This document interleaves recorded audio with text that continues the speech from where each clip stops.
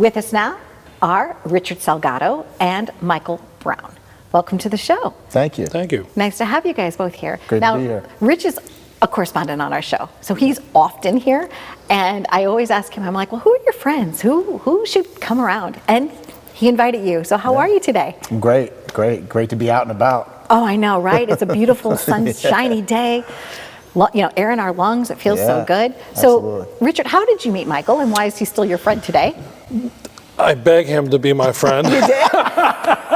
Well, you know what? It goes back a lot of years. And when Michael was working with his father in their Sportique Jaguar dealership in the time, Pete Carroll, who is now the coach of the Seattle Seahawks, was the coach of the Jets at the time, and Pete was driving one of Michael's cars. Okay. And that kind of led to our relationship building, and then we went to Marvin Washington, and which was another one. And just kind of a lot of deals went together. Yeah, Mo Lewis. So, and we had the same football love, like he played at BU, I played at Maryland, and actually some of my high school teammates played with Michael. Yeah. So there was a lot of synergies there, and it just made it simple. A lot of things went together. Yeah. And then as grown-up men, you both like cars. Sure. Right? Yeah. I mean, most cars I don't fit in, so I have to be a little selective. You're like, Michael, you got a custom fit for me. Yeah, it's got to be a truck or something. But That's right. But it's all good. He's got 7 dealerships. They got great selection of cars, and look, this is where we send all our friends because you're going to get the right deal, and you're not going to get handed off. You're going to get in-house service from the owner. So where else can you get that better? And speaking of friendship, Michael, so what do you like about Rich? Well, Rich came into the dealership one day. He walked right in, and he immediately started talking football. So I was sold there. As soon as you're going to do that. And, we had, like I said, we had a lot in common. And what I saw in Rich right away, there were 2 things that hit me. Number one, his philanthropy and and I'm sure you know all about it. And what he does for people is incredible.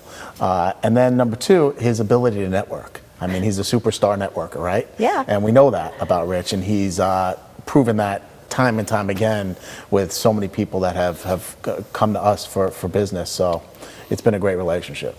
And we were talking about the fact that I live in the neighborhood now that you grew up in. Yes. And we were talking about different things and how families change and how you grow. Yeah. You now are a dad. You've got some kids. I said to you, well, if I had all these dealerships, I wanted to know what car you're driving currently. And what was your choice? Yeah, so I drive a Lincoln Navigator. Okay. And, I enjoy it. It's big. It's a big feel car, but I really need that with all the kids, and all their stuff and all the going from activity to sports to activity to school to here to there.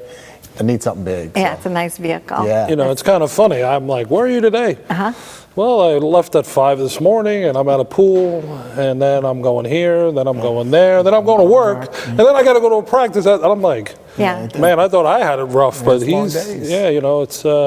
he puts his time in on and off the field. That's right. That's right. How has your business pivoted a little bit, if at all?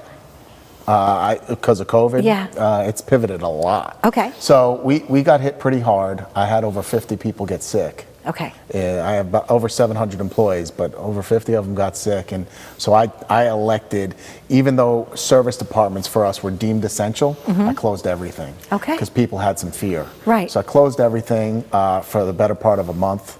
Then opened up the essential services. Sales, we just opened fully on this past Wednesday.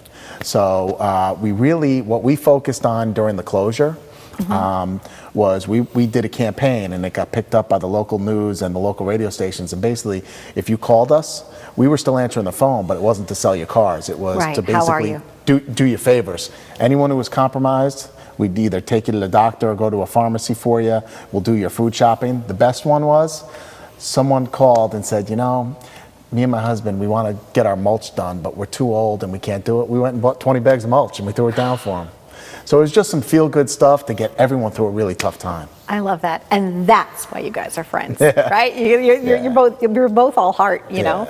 So I thank you so much for joining us, and really appreciate it, because here we are, and we're just trying to move forward. right? That's We're all it. just trying as community leaders That's to it. just come together and say, okay, together we're stronger Right. and let's go for it. That's it. So, You know, I'll be like driving to yeah. test drive something. I don't know. I could fit in any car. Rich, I'm not sure, but Yeah, you know, I'm not going to take the convertible Jaguar just because it's convertible. Right. Can I drive it, you know, Yeah. without the steering wheel hitting my knees, or you know what? And that's the thing about their business, is like they're not going to sell you something that you really don't want or need. You know, I don't get out there and endorse car dealerships and whatnot, but my friend's place, all 7 of them, and probably 20 more down the road, I'm sure is going to have. Of course, why not? Because it's like I always say, I'm not going to send you to somebody that I don't use or I'm not friends with. Yeah. Because what happens is, if it goes bad, it comes back to you. Sure does. You know, and then you're the one that has to deal with it, and then that's, you know, and I've never had to call him and say, hey, what's going on with this, you know, Right. blah, blah, blah, blah, blah, blah. So it goes back to old school, like the borrow a cup of sugar kind of neighborhood that I grew up in. It's Yeah. when you talk to me about that mulch story, it resonates with me, Yeah. you know, and that's what we all need to just do is be real. Right. The Yeah. culture we just try and instill as far as the customer, it's very simple. There's a lot of guys that will have their magic potions on how to be successful. Right. I keep it really simple. Gotcha. Does the customer come back? And I really don't care what it's for. It could be for a warranty, it could be for a part, it could be for another car, it could be for service, it could be to use the bathroom. Did they step foot back in our facilities? And if they did, I feel we did the right thing. And that's a win for us. And that's really how we look at it. Customer retainment is everything. Yeah, welcome home. Yeah. Thanks, guys. Of I course. really appreciate it. And I want to make sure you give out your website. Tell everybody right now your website so Sure. they know where to go Sure. and how to It's find you. Absolutely. It's shopempireauto.com.